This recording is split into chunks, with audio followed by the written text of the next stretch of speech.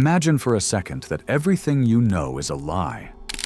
That every decision you made, every sacrifice, every tear, every smile were pieces of a game in which you were never the player, but the pawn.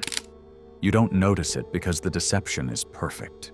You wake up, breathe, walk, fulfill what you believe is your will. But what if you never had will at all? There is something that hides in the darkness of your mind. Something you don't control, but that controls you. You feel it when you try to sleep and your head won't quiet down. You feel it when everything is going well, and yet anxiety still crawls through your chest.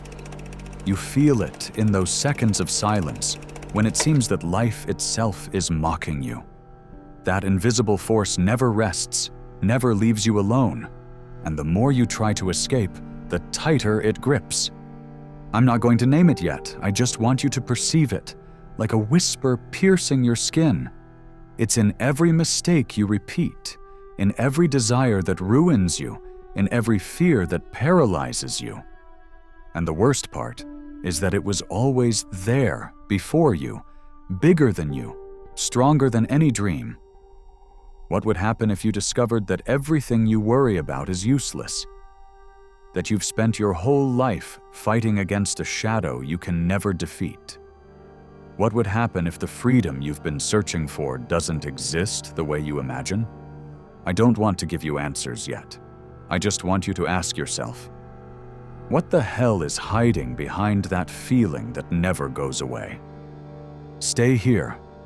What you're about to hear from now on may break you, or it may set you free. You decide if you enter or run away. But if you enter, there will be no way back.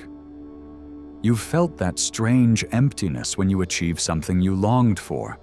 You promised yourself that if you reached that goal, you would finally rest, finally be happy, finally see your anxiety leave. But no, the moment you achieved it, the next desire appeared, the next goal, the next lack. And once again, the same anguish. It's as if life were a bottomless pit and every victory dissolved before hitting the water. Do you know why this happens? Because it wasn't happiness you were chasing, but distraction. A distraction from the pain of existing. Schopenhauer understood it. The human being oscillates between suffering and boredom. When we don't get what we want, we suffer. When we do get it, we are bored. And that cycle repeats until the end. It isn't a flaw in the system. It is the system itself. The most disturbing thing is that we accept it without questioning. We wake up every day like automatons, convinced we need a new goal to justify our exhaustion, our sacrifice, our survival. But tell me this, have you ever truly felt that you reached the finish line of that race? Number. There is always something more. Desire is never satisfied because it is programmed never to be satisfied. It is a parasite that lives inside you, and it feeds on every illusion you create. And the more you try to appease it, the stronger it grows. Here is the unsettling point. It isn't you who desires, it is desire that controls you. Think about that. Every decision you make, every step you take, responds to a will you never chose.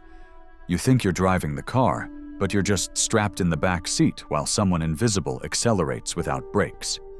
What's the point of worrying about what you can't control if you can't even control your own hunger for meaning? But here comes the sinister part. Desire has an enemy. It's called acceptance. When you stop fighting for what always slips away, when you sit in front of the void and decide not to fill it, something happens. Desire writhes, it weakens, because you no longer feed it. And in that moment, when you truly surrender, a strange relief appears, a calm you will never find in the pursuit. It's not the explosive happiness sold in commercials. It's a deep silence, as if the background noise suddenly disappeared. The problem is that calm is frightening. Most run from it because they don't know how to live without noise, without goals, without the next promise. They prefer the slavery of desire, rather than face the most dangerous question of all. What remains of me when I no longer seek anything? That's what no one tells you. That the true enjoyment of life isn't in accumulating, or in controlling, or in chasing. It's in letting go, in staring the absurd straight in the face, in accepting that the river flows whether you scream, whether you kick, whether you try to change its course. And in the midst of that absurdity, instead of fear, freedom arises. Freedom from having to win every time, from carrying impossible expectations, from submitting your peace to something that was never in your hands. Now tell me, is it more terrifying to realize you never controlled anything?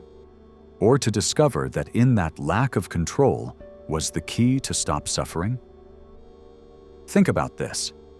Every time you try to control the uncontrollable, you become an invisible prisoner. But what happens when you understand that the bars never existed?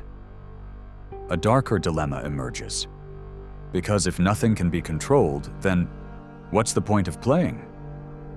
Here appears another subtle deception, one that devours millions: the obsession with purpose. We've been convinced that we must have a clear mission, a destiny that justifies every heartbeat. Sounds nice, doesn't it? A life with direction, with goals, with a why. But it's another trap. Purpose is, for the most part, an illusion that desire invents to keep itself alive. Look closely. The one who seeks a purpose isn't looking for freedom, but for structure. For a stage where they can pretend to be in charge, when in reality they're being dragged along like everyone else. And the most disturbing part is that purpose, just like desires, is never satisfied. Today you think your goal is to succeed at work. Tomorrow you think it's to build a family. Later you think it's to leave a legacy. Always something more, always a new mask of the same thing. Purpose is nothing but another face of the same monster. And here comes the twist that few accept. Maybe there isn't some great meaning waiting to be discovered. Maybe the secret isn't to find an absolute purpose, but to free yourself from that need. To live without expecting a script, without demanding that existence fit into a coherent story. It's terrifying, I know. The void always scares more than any comforting lie. But that void is pure, because it has no chains. From that void, something unexpected emerges. The enjoyment of the simple, the instant, the air you're breathing right now, the warmth of a cup of coffee, the texture of rain hitting your skin, the fleeting laughter that arises for no reason. Details so small they seem irrelevant, but that turn into giants when you stop chasing ghosts. The paradox is brutal.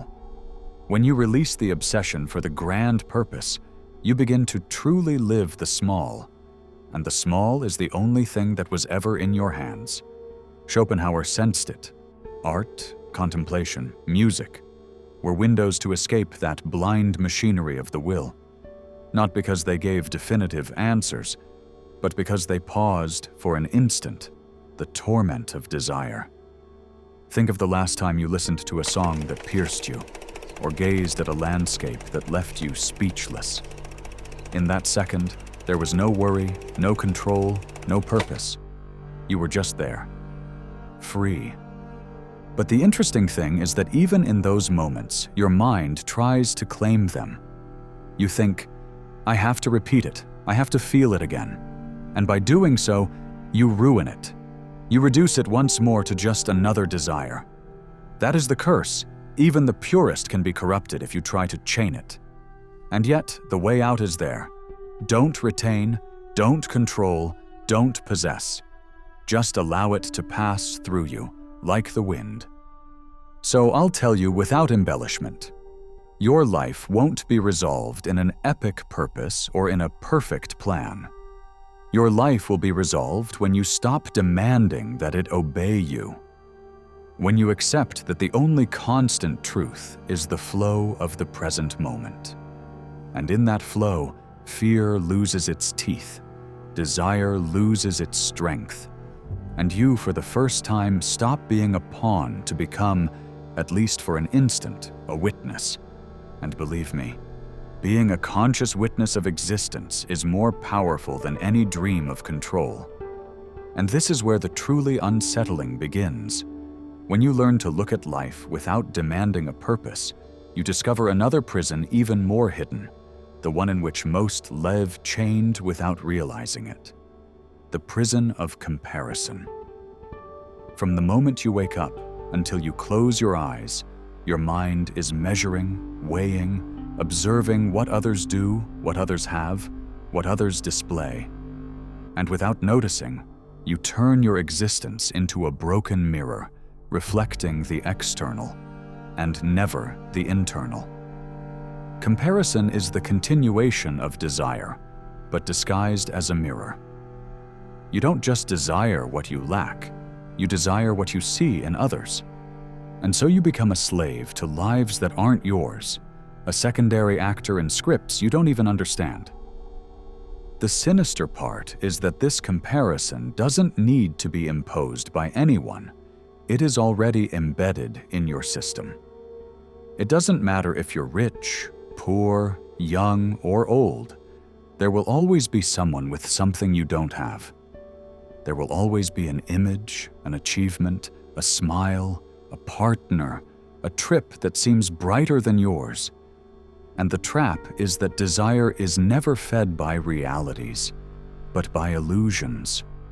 What you see in others is only the surface, a made-up fragment, a manipulated gleam. But your mind turns it into an impossible ideal and places it like a knife in your chest. Comparison is, in essence, a silent executioner. It kills gratitude, destroys the present, turns every instant into an unequal balance. And the more you compare yourself, the more you feel life owes you something. But life owes you nothing. It never did. That debt only exists in your head, fabricated by the obsession of controlling what you cannot have. And here arises a disturbing idea. What would happen if you stopped looking at yourself in the eyes of others? What would happen if you walked without measuring your steps against someone else's? It would be like tearing away the veil that has always covered your vision. You would realize that many of your goals weren't yours. They were echoes of external voices, reflections of expectations that never belonged to you. What you thought you wanted was actually what you were taught to want.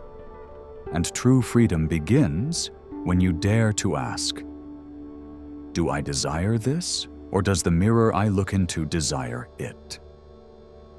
Schopenhauer already sensed that life in society magnifies this torment. For him, the closer we get to the noise of others, the louder the will resonates in us. The crowd multiplies desire, turns it into an epidemic. But when we step away, when we silence ourselves, something changes. What once seemed necessary loses its weight. And in that silence, suddenly, the impossible becomes bearable. It's not about hating others or living isolated like a ghost. It's about cutting the invisible chain of comparison. Because as long as you see life as a race against others, you will always lose. No matter how far you advance, there will always be someone faster. The only way to win is not to run that race.